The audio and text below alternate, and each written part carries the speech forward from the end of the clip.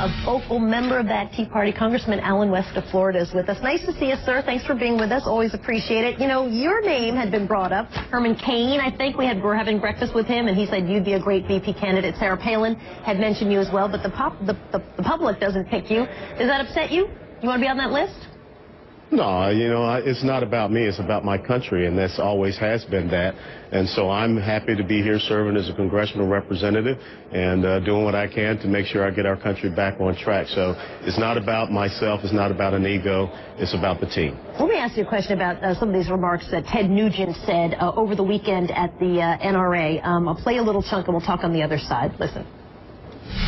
If Barack Obama becomes the president in November again, I will either be dead or in jail by this time next year. So now he's going to be interviewed by the Secret Service. Do you think he was threatening violence in any way, shape, or form? What do you think he was saying?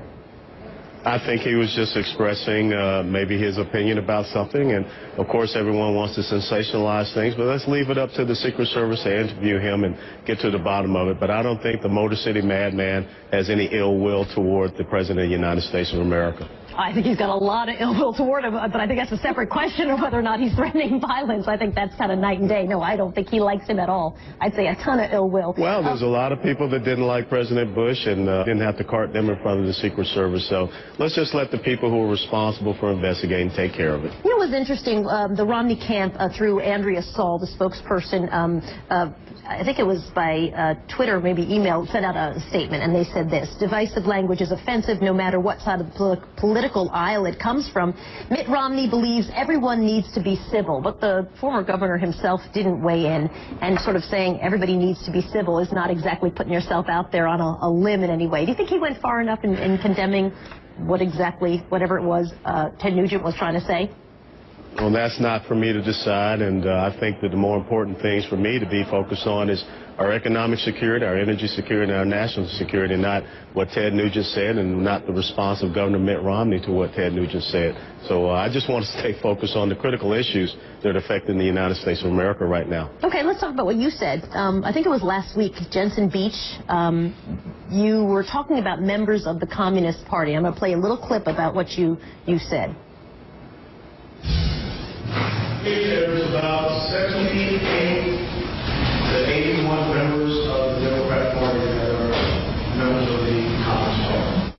You said, I believe there are 78 to 81 members of the Democratic Party that are members of the Communist Party. You mean like card-carrying members of the Communist Party? Well, unfortunately, Soledad, you didn't play the entire thing, and I talked about the Congressional Progressive Caucus. And we've been back and forth about this, and I've had to give quite a few people a little tutorial about the political spectrum of ideologies, and there's a thin separation.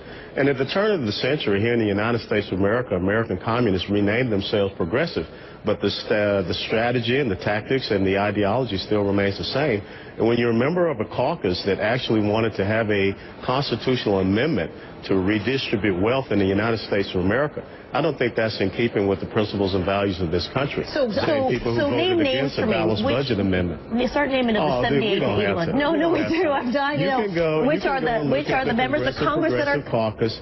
You can go progressive. I've got them right here. Progressive Caucus. Progressive Caucus members. So Keith Ellison is a communist? And Soledad. You know something? Raul Grijalva is a communist?